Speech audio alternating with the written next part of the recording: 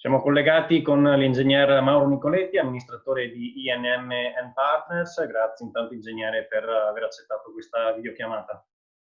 Buongiorno, buongiorno a voi. Partiamo dall'ultima novità, ingegnere.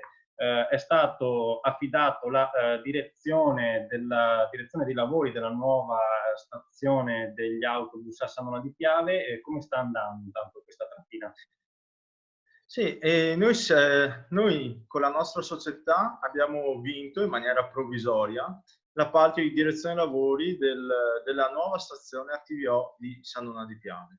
Ad oggi Sannona sta cambiando, si sta costruendo una Sannona diversa, una Sannona nuova. L'area di cui stiamo parlando è l'area, diciamo, adiacente e limitrofa all'ex zona Papa, chiamiamola così. Ecco, come cambierà il volto di Sannona anche questa nuova stazione, per il momento autobus, ma non solo autobus?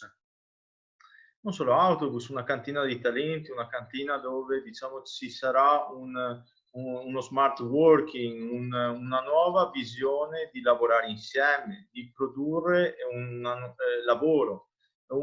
E non per ultimo il centro di Sannona di Piave, in cui il traffico verrà alleggerito.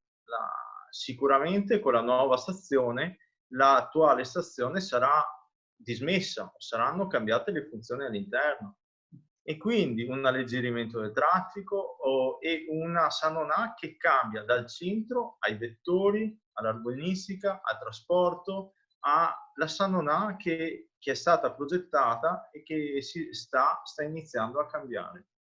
Sannona cambierà, sta cambiando, ma anche questa emergenza sanitaria legata al coronavirus sta cambiando anche il modo di lavorare ormai. Anche nel vostro settore cosa cambierà dopo questa emergenza?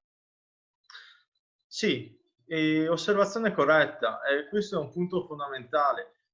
Noi nel nostro settore dobbiamo, secondo il mio modesto parere, imparare a lavorare con queste nuove forme di comunicazione. Noi qui ci stiamo sentendo attraverso una piattaforma online, ma oggi dobbiamo avere la capacità di costruire le premesse per un domani che deve essere sicuramente diverso. Quindi la capacità di lavorare a distanza, la capacità di lavorare a remoto, la capacità di progettare da remoto o lavorare in gruppo in maniera differente.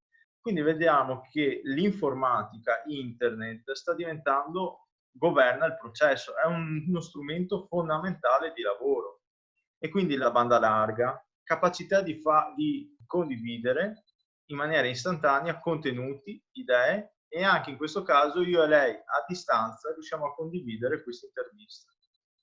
Utile anche per la formazione a distanza. Lei infatti è anche docente universitario, quindi anche quello è un nuovo cambiamento che sta vivendo.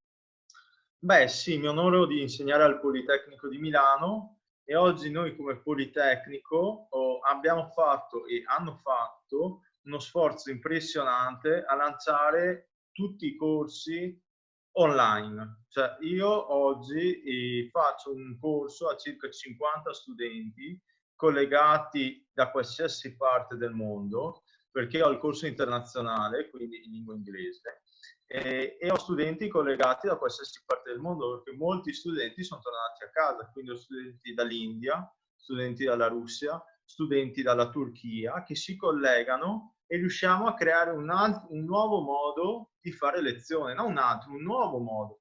In conclusione, ingegner Nicoletti, secondo lei l'Italia sta rincorrendo un po' gli altri paesi per quanto riguarda il settore tecnologico? Beh, questa mi sembra una risposta ovvia. Assolutissimamente sì, perché io partirei dai nostri territori, il Veneto orientale. Il Veneto orientale siamo destrutturati. Ci sono processi e progetti di cablaggio del Veneto orientale, ma bisogna dare un'accelerata significativa. Non per il centro di Sannona, che ha anche un ottimo cablaggio, ma Sannona ha anche dei territori, delle frazioni, dei paesi limitrofi. Io Torre di Mosto o altri paesi limitrofi, e c'è necessità dall'ultima frazione di un'infrastruttura fondamentale che è la rete internet. Oggi dobbiamo pensare che internet è un'infrastruttura che rende il nostro territorio resiliente, cioè che riesce ad adattarsi a queste problematiche che ci investono. Grazie Ingegner Nicoletti e grazie per essersi messo a disposizione. Grazie a voi.